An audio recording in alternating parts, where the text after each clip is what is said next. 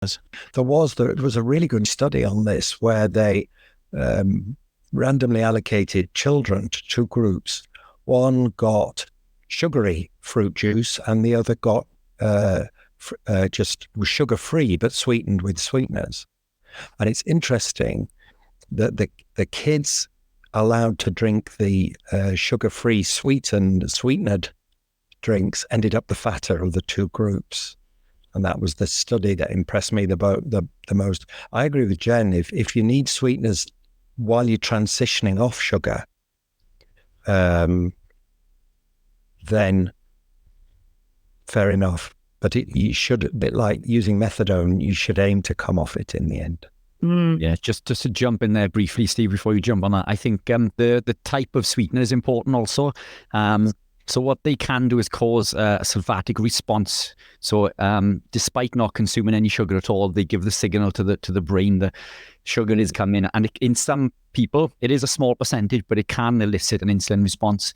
I think they're a segue, but we shouldn't rely too heavily on them. And when we remove these, this is when all of those cravings and things go away. And this is when people see. And I believe that this is why many become carnivore ultimately, because vegetables, for me, as I was on my journey, my transition from low carb to keto into carnivore, vegetables tasted awfully sweet.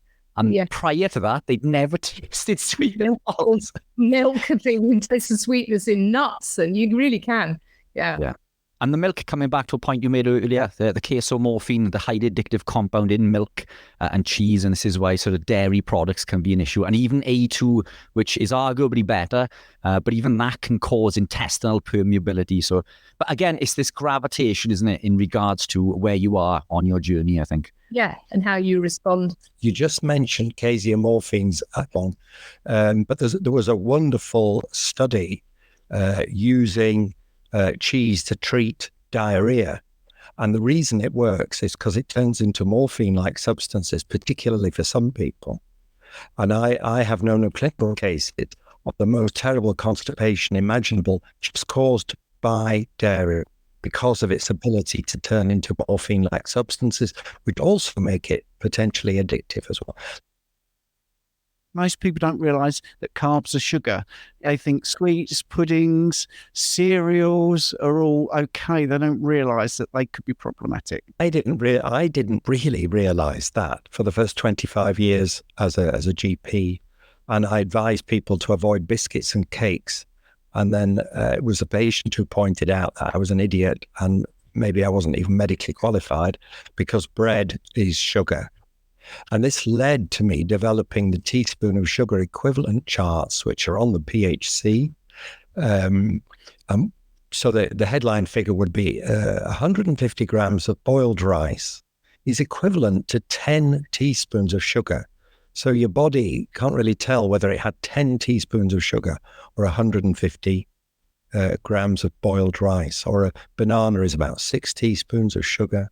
A single slice of brown bread is about 3 teaspoons of sugar. So on the PHC, in fact, if you just Google PHC in capitals, Unwin and sugar, you'll see there are 7 infographics. And the hot news is they're now in 28 different languages. They've been translated 28 times. A lot of new Indian languages are there. And I think those infographics are very useful for people wondering about the effect of their dietary choices.